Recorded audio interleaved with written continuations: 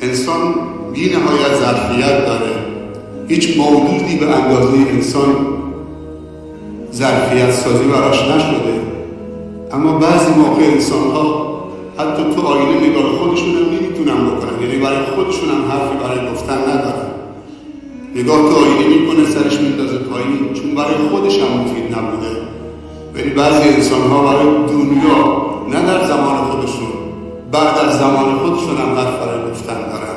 شما از اون دسته باشید عزیزان و شما امید ما هستید.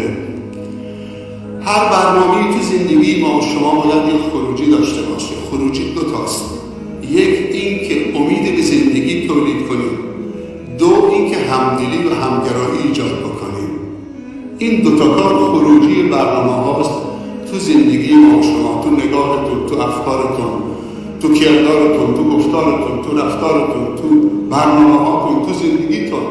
همیشه امید به زندگی باشید برای دیگران. کسی که خودش امیدش از دست داده، افسرده هست، زمینگیر هست. به گفته عرب ها، کیم عرب میگه فاقد و شیء لا یعطی.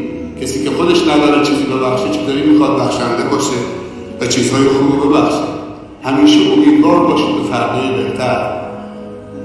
زمان امروز زمان ماست. نگید اگر که 100 سال پیش، 50 سال پیش یه دوران دیگه زندگی میکردیم. نه، امروز زمان ماست با همه فرازها و نشیبهاش. چقدر خوبه که انسان مدیریتش رو به نمایش بگذاره، زندگیش تو بحران مدیریت میکنه. این مدیر مدبر هست.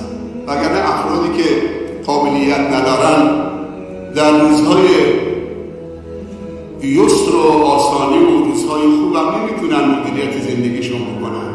خیلی ها تو خوشی ها شکست میخورن، ولی خیلی ها تو بحران ها مدیریت میکنن. خدا فرصت های زیادی تو مصیبت ها و بحران ها قرار داده. اینجاست که ما اگر مدیر مدبری باشیم، واقعا این زمان 86400 ثانیه رو مدیریت بکنیم، واقعا عالی میشه.